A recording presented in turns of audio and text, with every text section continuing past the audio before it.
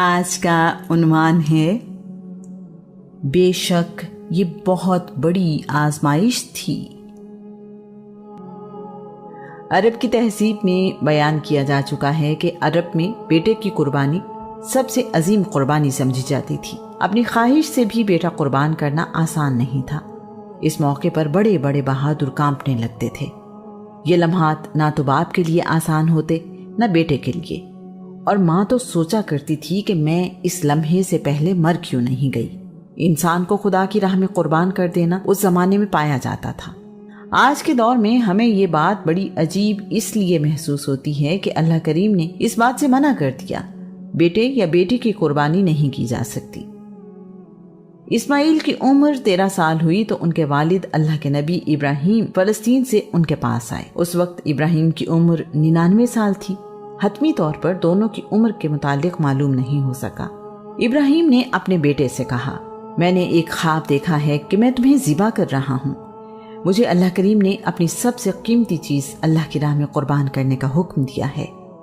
تم بتاؤ تمہارا اس بارے میں کیا خیال ہے؟ تصور کریں کہ ایک بوڑھے باپ کو اپنے بیٹے کی قربانی کا حکم دیا جا رہا ہے، اس وقت جبکہ اس باپ کی اور کوئی اولاد نہیں ہے۔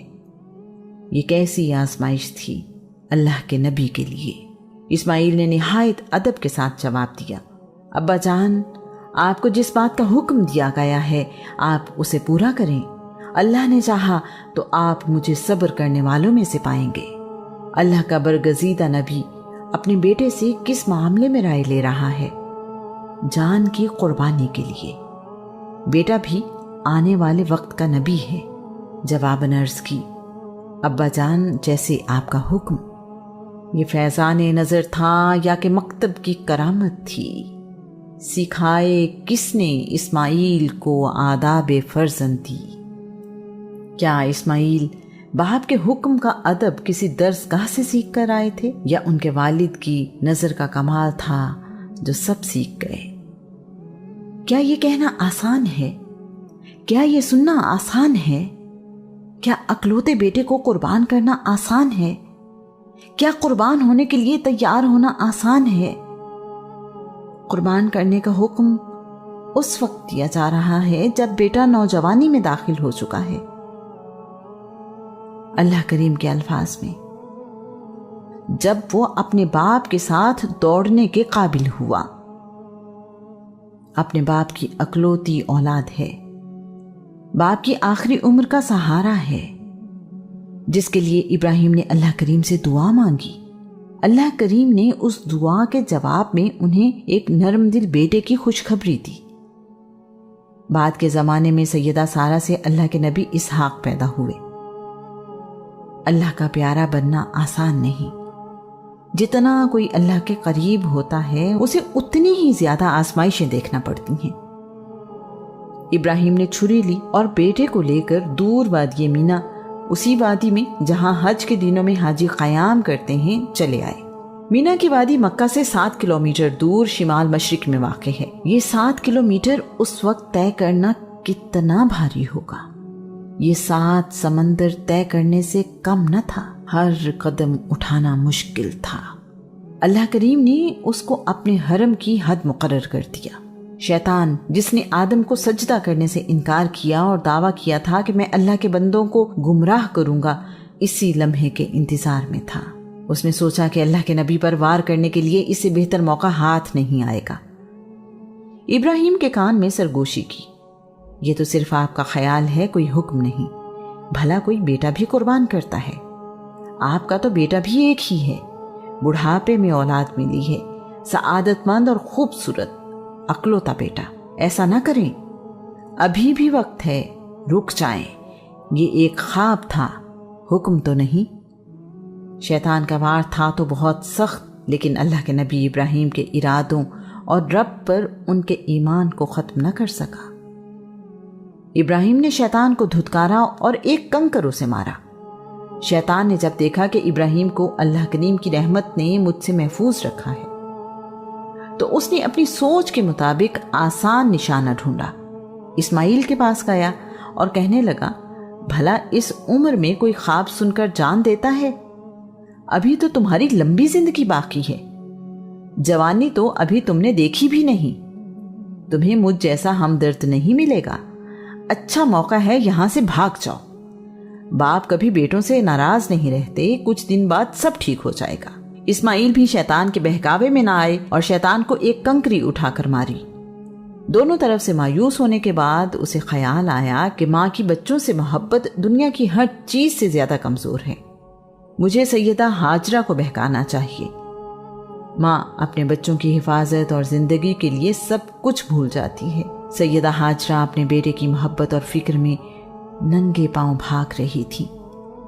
ہاجرہ کی ممتا تو پہلے ہی تڑپ رہی تھی، ان کا دل اس پریشانی میں ڈوبا ہوا تھا۔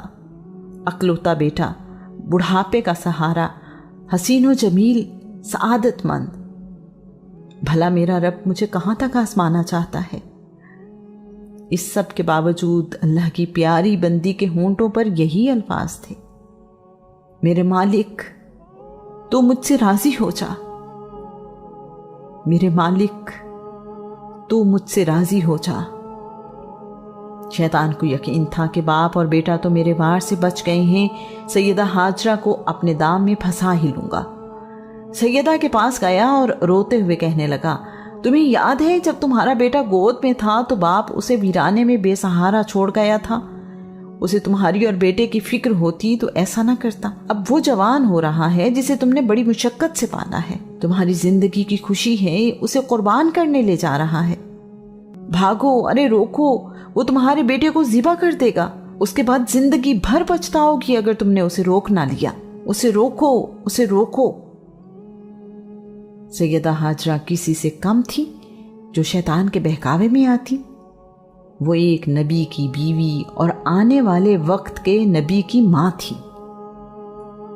شیطان کے بہکاوے میں نہ آئیں اور انہوں نے شیطان کو ایک کنکری ماری۔ اللہ کریم کا شکر ادا کیا جس نے انہیں شیطان کے وار سے بچایا۔ شیطان نے ان نازک لمحوں میں اللہ کے پیارے بندوں کو بہکانے کی جو کوشش کی وہ ناکام ہوئی۔ ان تینوں جگہوں پر جہاں شیطان نے اللہ کے بندوں کو بہکانے کی کوشش کی تھی، حاجی آج بھی شیطان کی علامت کو کنکریاں مارتے ہیں۔ اللہ کا وعدہ ہی سچا ہے کہ اللہ کے نیک بندے شیطان کے بہکاوے سے محفوظ رہیں گے۔ ابراہیم نے اپنی آنکھوں پر پٹی باندھی تاکہ چھری چلاتے ہوئے کہیں ہاتھ بیٹے کی محبت میں رک نہ جائے، ایسا نہ ہو کہ اللہ کریم کے حکم کی تعمیل نہ ہو سکے۔ اسماعیل کو ماتھے کے بل زمین پر لٹایا اور چھری چلا دی۔ اتنے میں غیب سے آواز آئی، تم نے اپنا خواب سچا کر دکھایا۔ ابراہیم نے اپنی آنکھوں سے پٹی ہٹائی تو دیکھا کہ بیٹے کی جگہ ایک مینڈھا قربان ہوا پڑا ہے۔ اسماعیل پاس کھڑے ہیں، انہیں کوئی نقصان نہیں پہنچا۔ ابراہیم، تم نے اپنا خواب سچ کر دکھایا، ہم نیک لوگوں کو ایسا ہی بتلا دیا کرتے ہیں۔ بے شک یہ بہت بڑی آزمائش تھی۔ اللہ کریم فرماتا ہے، ہم نے ایک بڑی قربانی کو اسماعیل کا فدیہ بنا دیا۔ ابراہیم اس امتحان میں بھی کامیاب ہوئے تو اللہ کریم نے اعلان فرمایا، بعد میں آنے والوں کے لیے ہم نے ابراہیم کا ذکر خیر بلند کر دیا۔ اللہ کریم نے اپنے پیارے بندے سے خوش ہو کر کہا، ابراہیم پر سلام ہو۔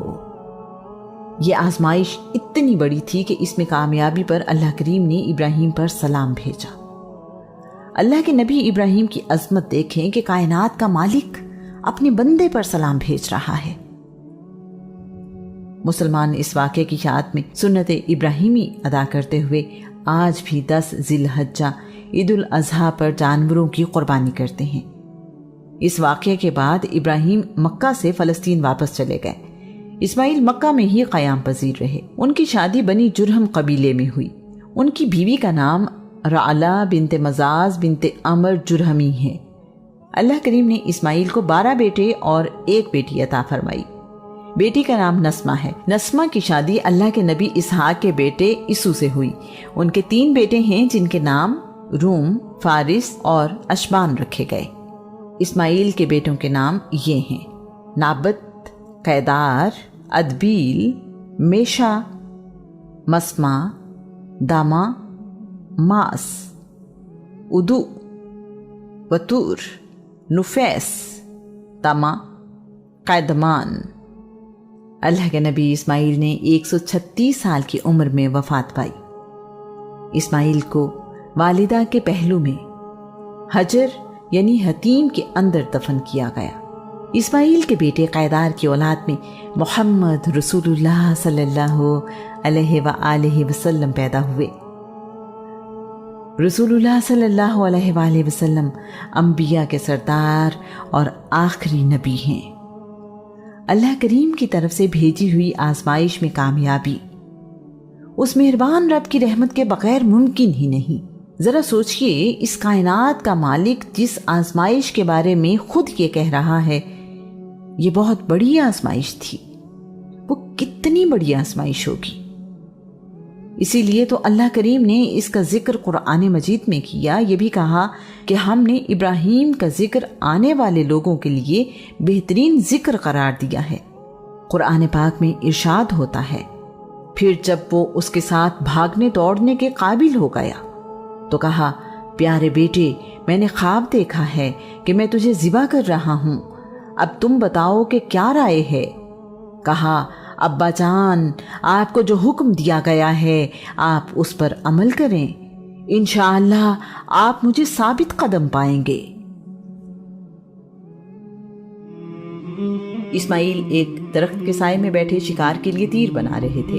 अपने वालिद को देखकर खुश हुए और एहतराम में खड़े हो गए। इस घर की तामीर मुकम्मल होने तक जिस पत्थर पर खड़े होकर अल्लाह के नबी इब्राहीम तामीर करते रहे, उस पत्थर पर उनके कदमों के निशान